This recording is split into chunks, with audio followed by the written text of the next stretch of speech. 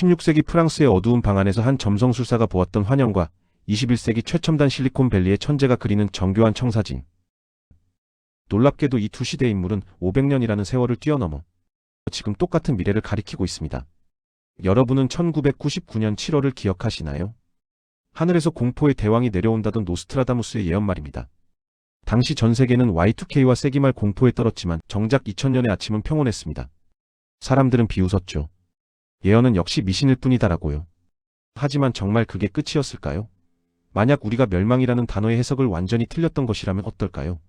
예언가들이 보았던 것은 지구가 폭발하는 물리적 파괴가 아니라 우리가 알던 기존 인류 문명이 종료되고 전혀 다른 새로운 종이 탄생하는 시점이었다면 말입니다. 자, 이제 다가온 2026년을 주목하십시오. 일론 머스크는 지금껏 인류가 한 번도 경험하지 못한 특이점을 준비하고 있습니다. 인공지능이 인간의 지능을 추월하고 인간의 뇌가 컴퓨터와 직접 연결되며 화성이 더 이상 꿈이 아닌 현실의 영토가 되는 시대. 이 모든 계획은 과거 저명한 예언가들이 남긴 최후의 기록과 소름 끼칠 정도로 완벽하게 맞물려 돌아가고 있습니다. 단순히 야심 가득한 사업가의 상상일까요? 아니면 이미 정해진 인류의 시나리오일까요? 오늘 지식의 흐름에서는 예언을 기술로 현실화하고 있는 설계자 일론 머스크의 위험하고도 위대한 설계를 추적해봅니다.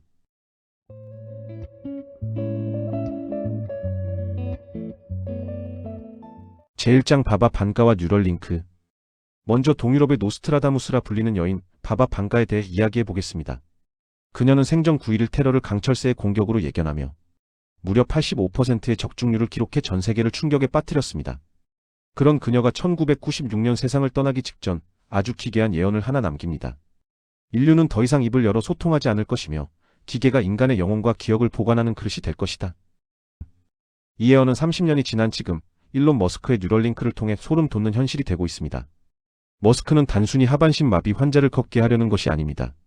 그는 인공지능의 발전 속도가 인간을 앞지르는 싱귤레리티를 극도로 두려워합니다. 싱귤레러티란 인공지능의 발전이 가속화되어 인간의 지능을 완전히 넘어서는 기점을 말합니다. 머스크는 실제로 이렇게 말했습니다. 인간이 AI의 지능을 따라잡지 못하면 결국 애완동물 신세가 될 것이다. 이를 막으려면 우리 스스로 AI와 한 몸이 되어야 한다. 뉴럴링크는 뇌에 초미세 전극을 심어 컴퓨터와 데이터를 주고받습니다. 이것이 대중화되면 우리는 스마트폰을 들 필요도 입을 열어 말을 할 필요도 없습니다. 생각만으로 정보를 검색하고 상대방의 뇌로 직접 내 감정과 기억을 전송할 수 있죠. 이것이 바로 바바 반가가 예언한 입을 열지 않는 소통의 본질입니다. 더 나아가 머스크는 디지털 불멸을 주장합니다. 내 육체가 늙어 사라져도 뇌 속에 저장된 모든 기억과 성격을 클라우드에 업로드하여 새로운 로봇 신체에 다운로드하는 것이죠. 바바 반가가 보았던 영혼을 담는 그릇은 결국 반도체 칩이었던 셈입니다. 2026년 이 칩이 수천 명의 임상 환자를 넘어 대중에게 다가가는 순간 인류는 유전적인 진화가 아닌 기술적인 진화를 선택하게 될 것입니다. 여러분은 영원히 살기 위해 자신의 뇌를 기계에 맡길 준비가 되셨습니까? 제2장 에드거 케이시와 화성 요람을 떠나는 인류. 두 번째 인물은 20세기 미국이 낳은 가장 위대한 영능력자 잠자는 예언가 에드거 케이시입니다. 그는 최면 상태에서 인류가 직면할 대재앙의 시기를 언급하며 생존을 위한 유일한 길을 이렇게 묘사했습니다. 인류는 지구라는 요람을 떠나야만 한다. 붉은 행성 위에 세워질 새로운 기지는 인류 문명을 보존할 최후의 보루가 될 것이다. 모두가 화성을 생명체가 살 수 없는 죽음의 땅이라 부를 때 일론 머스크는 자신의 전 재산을 쏟아부어 사상 최대의 로켓 스타쉽을 개발했습니다. 왜 하필 2026년일까요? 여기에는 거부할 수 없는 천문학적 숫자의 비밀이 숨어 있습니다. 지구와 화성 사이의 거리는 고무줄처럼 늘어났다 줄어들기를 반복합니다. 두 행성이 태양을 사이에 두고 정반대편에 놓이는 합의 시기에는 그 거리가 약 4억 100만 킬로미터까지 멀어집니다. 만약 이때 화성으로 가려 한다면 어떻게 될까요? 현재 로켓 기술로는 도달하는 데만 최소 1년 6개월에서 2년이 걸립니다. 단순히 시간만 많이 걸리는 게 아닙니다. 태양의 강력한 방사선에 우주인들이 2년 내내 노출되어야 하고 그 기간 버틸 수 있는 엄청난 양의 식량과 산소를 실으려면 로켓의 무게가 너무 무거워져 아예 지구 중력을 벗어날 수도 없습니다. 즉 4억 킬로미터의 거리는 인류에게 철저히 닫힌 문입니다. 하지만 약 26개월마다 단 한 번 기적 같은 기회가 찾아옵니다. 바로 화성행 윈도우라 불리는 근접기입니다. 2026년 말 지구와 화성은 약 1억 킬로미터 안팎으로 가까워집니다. 평소보다 거리가 4분의 1로 줄어드는 이 황금 시간대에 맞춰 발사하면 화성까지 도달하는 시간은 약 259일, 즉 8개월에서 9개월 사이로 단축됩니다. 머스크는 이 259일의 피상구를 통과하기 위해 2026년에만 무인 스타쉽 5대를 동시에 쏘아 올리겠다는 계획을 세웠습니다. 이것은 단순한 과학 탐사가 아닙니다.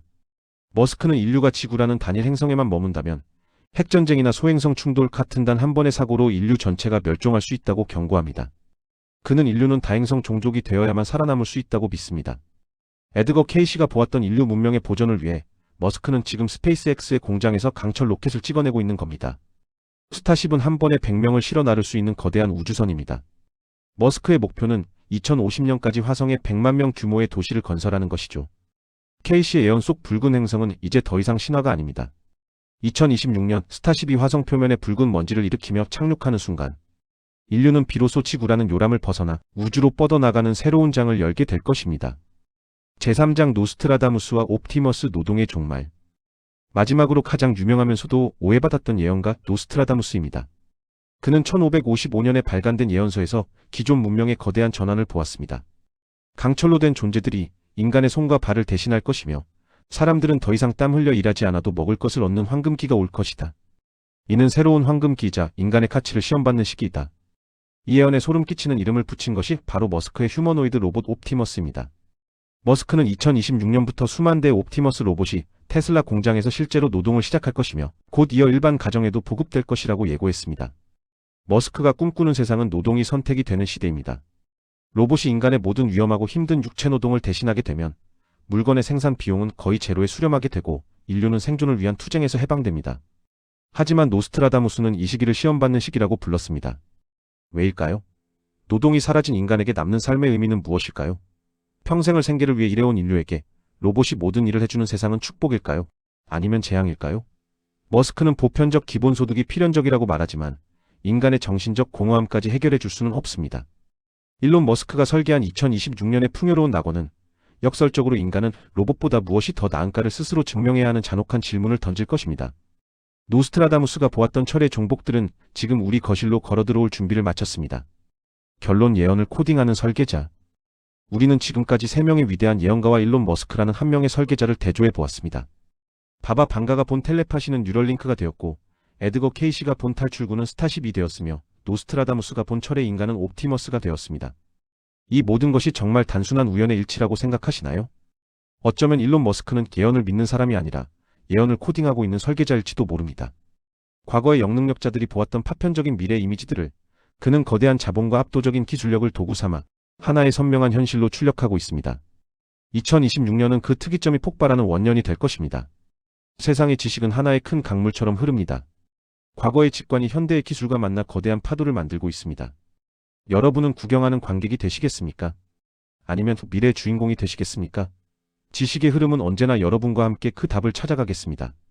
오늘 이야기가 유익했다면 구독과 좋아요로 이 거대한 지식의 흐름에 동참해 주십시오. 여러분의 생각이 곧 미래를 바꾸는 지식이 됩니다. 시청해주셔서 감사합니다. 지금까지 지식의 흐름이었습니다. 영상이 재미있고 도움이 되셨다면 구독 부탁드립니다. 구독해주신다면 더 좋은 영상으로 보답하겠습니다.